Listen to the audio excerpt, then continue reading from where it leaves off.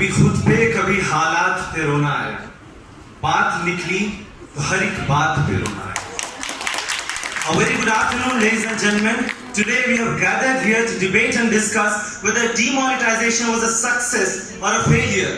And I, like any other rational and logical human being who does not consider each and every forwarded WhatsApp text to be true, believe that demonetization was an utter failure.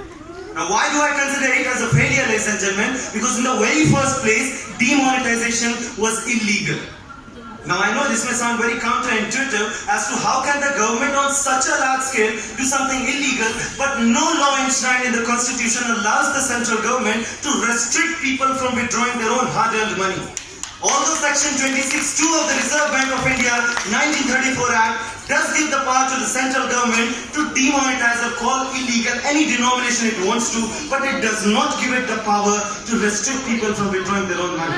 Now, for this to happen legally, the parliament should have passed an ordinance, but it did not, and hence the whole process was illegal. Now the question remains, why were there limits on the amounts of transactions which changed from 4,000 to 2,000 on a regular basis? And the answer is very simple, ladies and gentlemen, because the decision to demonetize 84% of our currency, which valued at 15.44 lakh crore, was taken in a hurry, and even the Reserve Bank of India was not ready for this act, as a result of which it had to give out 138 notifications in the first 70 days. The truth is, ladies and gentlemen, that we did not have enough notes printed.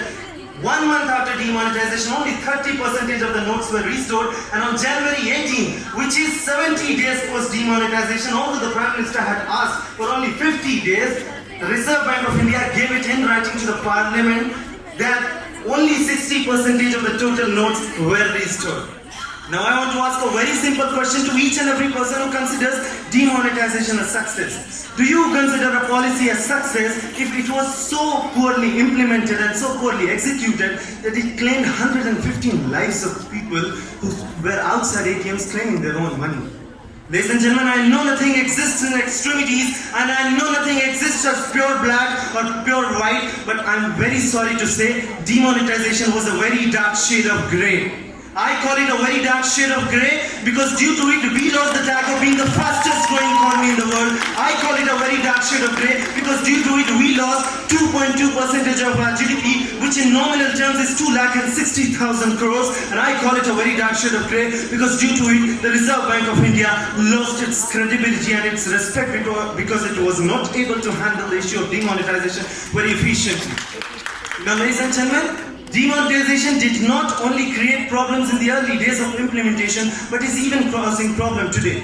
A French economist, Renard Series, says that for citizens and consumers to have exact change at all times, the denomination should be in the ratio of 1, 2 and 5, which is why we have 1, 2 and 5 rupee coins, 10, 20 and 50 rupee notes, 100, 200 and 500 rupee notes, but the absence of 1000 rupee notes in this series and the presence of 2000 rupee notes in this series is what has caused the whole issue, the crisis of change, which every single person sitting here faces on a daily basis whenever he gets a 2000 rupee note. Ladies and gentlemen, the old notes clearly differed by a length of 10 millimeter in their size, as a result of which the visually impaired people could easily distinguish between any two denominations. But the new notes differ by only 4 millimeter, making it very difficult for those blind people to distinguish. And interestingly, the old 20 rupee note and the new 200 rupee note are exactly of same size and almost of identical color, making it further more difficult for them to differentiate.